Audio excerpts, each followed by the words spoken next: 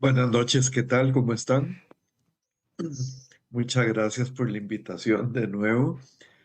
Y sí, pues es algo muy difícil, ¿verdad? Como hablamos en la ocasión anterior. Definitivamente, el mundo, para que sea más civilizado, necesita buenas relaciones internacionales y necesita organismos internacionales que nos junten, que hagan que la vida sea eh, más en búsqueda de la paz, de relaciones armoniosas. No siempre sucede eso. Lamentablemente, hay mucha gente y muchos gobiernos que tratan de torcer eh, el funcionamiento de ciertos organismos. Lo podemos ver, por ejemplo, con algo que está muy vigente hoy en día, como es el crimen de genocidio. Eh, el gobierno de Sudáfrica, tomando una acción muy beligerante desde el punto de vista jurídico, planteó un caso ante la Corte Internacional de Justicia contra el Estado de Israel por eh, los crímenes y el ataque tan desalmado que está haciendo contra Gaza. Bueno, todos hemos visto y las noticias internacionales están llenas de, lamentablemente, de estos hechos eh, tan horribles, tan espeluznantes. Y ahí vemos entonces, aparece el Estado de Israel, se presenta y alega que ellos no están haciendo nada malo, que no es crimen de genocidio. Sin embargo, vean ustedes qué interesante, se ti- Sí, vean qué interesante que es que un Estado como Israel, con el respaldo que tiene especialmente en los Estados Unidos, tuvo que presentarse a la Corte Internacional de Justicia. En muchas ocasiones, Israel, como ha tenido esa actitud de no respetar y no poner mucha atención o ninguna atención a los organismos internacionales, ni siquiera se ha presentado. En esta ocasión tuvo que hacerlo y pues evidentemente eh, alegan que ellos no han hecho nada malo y que simplemente se están defendiendo. Sin embargo, la misma Corte Internacional les ha girado una orden para que inclusive presenten informes y han estado eh, pues teniendo que presentar algunos informes. No se dio todo el crédito a lo que Sudáfrica estaba solicitando porque eran muchos puntos y pedía a la Corte Internacional de Justicia que se detuviera de inmediato la guerra y la agresión. El otro día el colega de Venezuela me decía que no funcionan bien algunos organismos internacionales. Eso es evidente. Y, y el mundo pues tiene sus altibajos, pero yo prefiero sinceramente que existan los organismos internacionales, que existan los convenios, que existan obligaciones de los estados para tratar de cumplir con la Carta de Naciones Unidas y con los principios del derecho internacional. En este caso, vemos que hay muchísimos países que han respaldado la, la gestión de, de Sudáfrica, que se, se presentaron, vean ustedes, es una gran cantidad. Mucha gente dice pues que no son de los países más importantes, pero hay un respaldo. Argelia, Arabia Saudita, Bangladesh, Bolivia, Brasil, Colombia, Comoras, Cuba, Chile, Eslovenia, Emiratos Árabes Unidos, Indonesia Irán, Irak, Irlanda, Jordania, Kuwait, Líbano, Libia, Malasia, Maldivas, Namibia, Nicaragua, Pakistán, Palestina, Qatar inclusive, San Vicente y las Granadinas, Siria, Turquía, Venezuela, Djibouti, Zimbabue y la Liga Árabe, Organización para la Cooperación Islámica y el Movimiento de los Países No Alineados. Se opusieron, eh, como ha sucedido muy a menudo, especialmente Estados Unidos, Israel, Australia, Austria, Alemania, Guatemala, Hungría. Me extrañó Guatemala con el nuevo gobierno, pero bueno. No, no había entrado el nuevo gobierno. Hungría, Italia, Paraguay, Reino Unido y República Checa. Sin embargo, países muy importantes como Canadá, Dinamarca, Finlandia, Japón, el mío, Costa Rica, España, Francia y Noruega se declararon en neutralidad. O sea, no apoyaron. Es una forma fácil también, pudiéramos decir, algunos que para no condenar, pues prefieren una posición intermedia, neutral y no se comprometen ni con uno ni con el otro.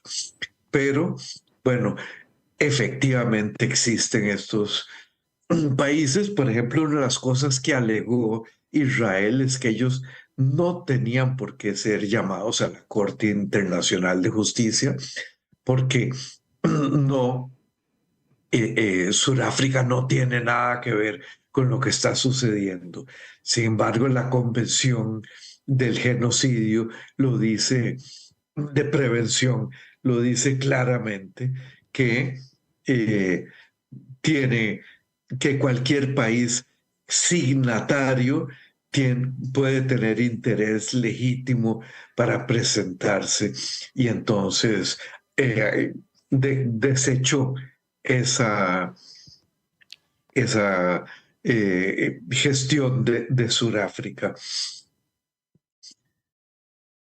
Otro de los casos que ha pasado recientemente es la agresión que cometió el gobierno de Ecuador contra la embajada de México en Quito para sacar de ahí a la fuerza mano militar al expresidente del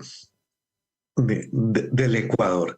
Evidentemente ellos alegan, como se ha hecho en muchos casos, y casi todos los gobiernos cuando tienen algún perseguido político, alegan que no es perseguido político, que no son crímenes de índole política, sino que son delitos financieros, económicos, que la persona está acusada por ser eh, un, eh, un delincuente, ¿verdad?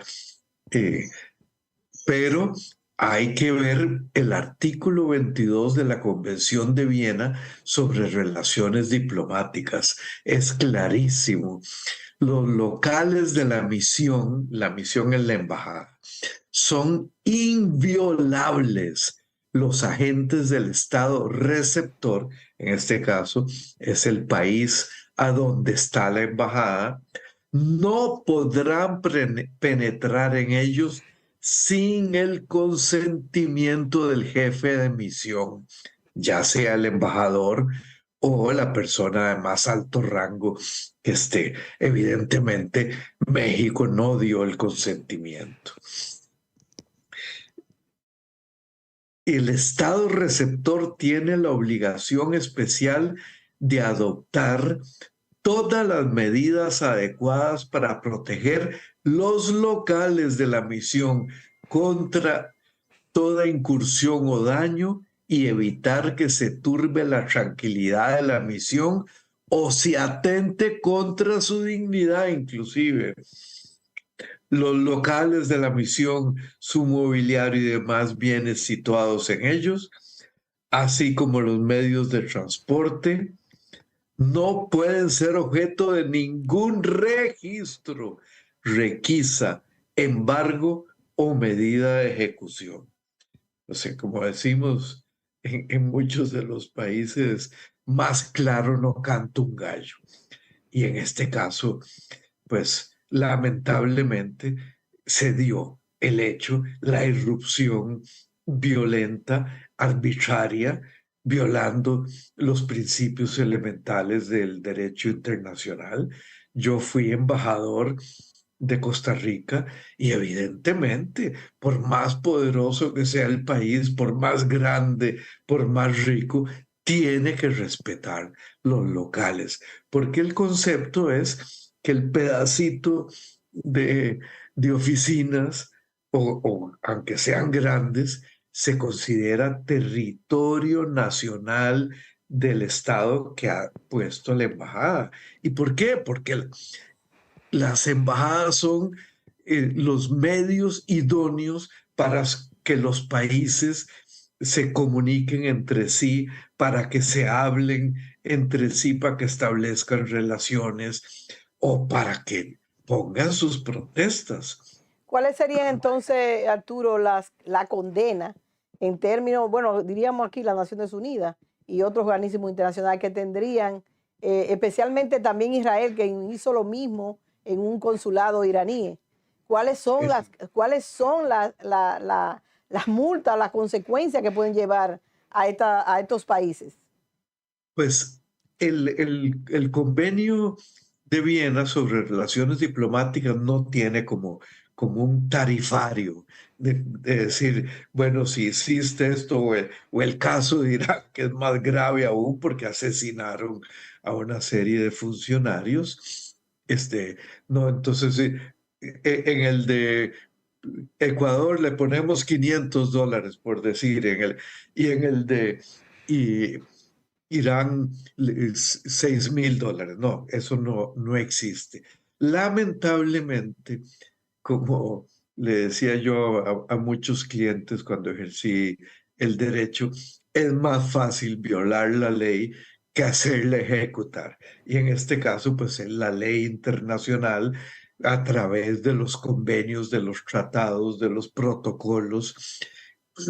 Y entonces México pues tiene ahora que ir a demandar a Ecuador ante la Corte Penal Internacional y eso se puede llevar muchos años. Pero ¿qué pasa? Bueno, México, Irán, evidentemente. ¿Qué pasa mientras tanto? Pues sigue la arbitrariedad, sigue la violación y lamentablemente se empiezan a dar con más frecuencia estas lamentables acciones. Porque, como le digo, ¿qué buscamos todos? Evidentemente queremos un mundo mejor y un mundo mejor, ¿cómo se consigue? A través del diálogo, de la solución pacífica a los diferendos y eh, sin recurrir a la guerra ni a la agresión. Aparte de las Naciones Unidas, hay otros organismos internacionales, está la OEA, está también la, los organismos internacionales de salud, por ejemplo, la Hay Organización Mundial muchísimos y siempre, de Comercio. ¿Cuál es el papel de cada uno de estos organismos, más o menos? bueno, como les decía la vez pasada, eh, inicialmente se empezó a principios del siglo XX con la Sociedad de las Naciones, que no funcionó muy bien. Entonces, después de la Segunda Guerra Mundial, se hizo un gran esfuerzo internacional por crear mecanismos más específicos. Y, y, y entonces también se pensó, bueno, tenemos las Naciones Unidas, pero hay aspectos que deben ser tratados con un criterio más adecuado. En ese caso, como citaba usted, le- la Organización Mundial de la Salud, la del Comercio, eh, la, sobre telecomunicaciones. Bueno, hay muchísimas organizaciones de este tipo y en todas hay un pulso, ¿verdad? Siempre hay algunos gobiernos, hay algunos funcionarios que tratan de llevar agua para su molino y hacer de que no funcionen adecuadamente los organismos internacionales. ¿Y por qué? Porque si funcionaran todos realmente en forma adecuada, pudiéramos corregir muchas cosas. ¿Cómo? Porque los países en el sistema internacional, por chiquiticos que sean, como Costa Rica o El Salvador, que es más chiquitico, o Haití, que es pobrísimo, tenemos un voto al igual que los países más grandes y más poderosos del mundo. Y de esa manera, si efectivamente funcionara como fue concebido, después de la barbarie que sucedió con los nazis y con el fascismo en la Segunda Guerra Mundial, pues las cosas funcionarían diferente. Ahora es una lucha permanente, una lucha continua que tenemos que seguir haciendo, porque si no, vamos a seguir eh, con arbitrariedad, con injusticia y con abuso de unos contra otros.